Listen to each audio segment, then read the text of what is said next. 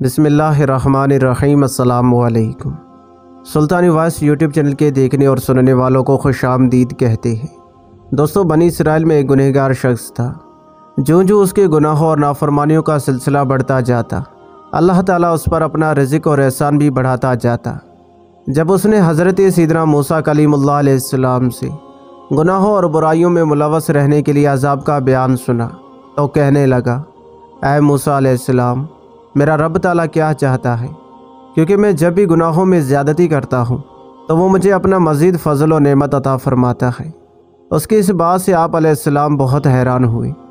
جب آپ علیہ السلام کوہ طور پر مناجات کے لیے حاضر ہوئے تو عرض کی، یا اللہ، تو جانتا ہے جو تیرے نافرمان بندے نے کہا ہے کہ جب بھی وہ گناہ کرتا ہے تو اس پر مزید احسان فرماتا ہے۔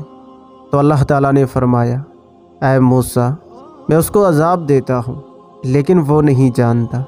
حضرت سیدنا موسیٰ علیہ السلام نے عرض کی، مولا، تو اسے کیسے عذاب دیتا ہے حالانکہ تو اس کے رزق کو کشادہ کرتا اور اسے ڈھیل دے دیتا ہے؟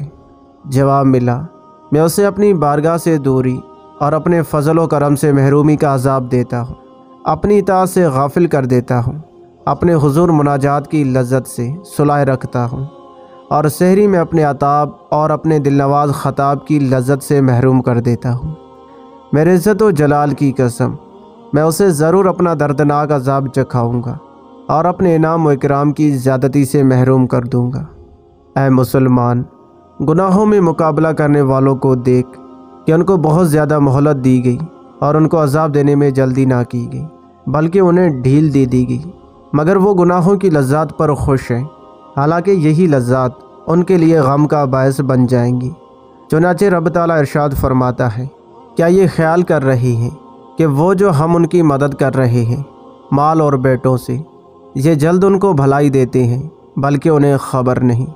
اللہ تعالیٰ نے ان کی سامان زینت سے مزین روگردانی کو واضح کر دیا اور اس کی مثال یوں بیان فرمائی، تو ہم نے اسے کر دیا کاٹی ہوئی، گویا کل تھی ہی نہیں۔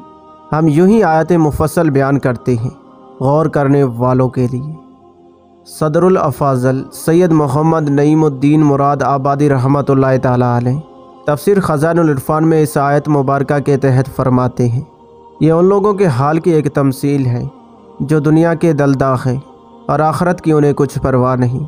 اس میں بہت دل پذیر طریقہ پر خاطر گزیں کیا گیا ہے کہ دنیوی زندگانی امیدوں کا سرباغ ہے۔ اس میں عمر کھو کر جب آدمی اس غایت پر پہنچتا ہے جہاں اس کو حصول مراد کا اطمینان ہو اور وہ کامیابی کے نشے میں مست ہو، اچانک اس کو موت پہنچتی ہے اور وہ تمام نعمتوں اور لذتوں سے محروم رہ جاتا ہے۔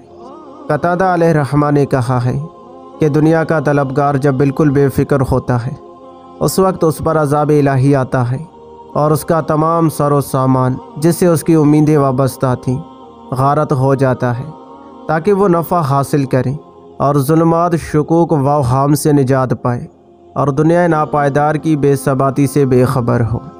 دنیا کی لذتوں میں مشغول رہنے والوں، تمہارا رب واضح طور پر فرما رہا ہے، ہم تمہیں ایک عذاب سے ڈراتے ہیں کہ نزدیک آ گیا۔ اس دن انہیں کس قدر رسوائی ہوگی جب اللہ تعالیٰ انہیں ان کی بدعمالیوں پر خبردار فرمائے گا، اور اللہ تعالیٰ ہر چیز کا علم رکھنے والا ہے۔ اے مسلمانوں، گناہوں کی بھیانک انجام پر غور کرو، کیسے لذتیں ختم ہو جائیں گی اور خامیاں باقی رہ جائیں گی۔ میں تمہیں اللہ کی قسم دیتا ہوں کہ گناہ کی طلب سے بچو، کیونکہ یہ بہت بری طلب ہے اور اس کے اثرات چہروں اور دلوں پر کتنے برے ہیں۔ سبحان اللہ، وہ بندہ کتنا خوش بخت ہے جس نے اپنے دل کو صاف ستھرا کر لیا، اپنے نامہ اعمال کو گناہوں سے پاک کر لیا اور اپنے ظاہر و باطن کو اللہ تعالیٰ کے لیے خالص کر لیا۔ اللہ پاک سے دعا ہے، اللہ پاک ہمیں دنیا میں رہتے ہوئے گناہوں سے بچنے اور زیادہ سے زیادہ نیک اعمال کرنے کی توفیق عطا فرمائے۔ آمین۔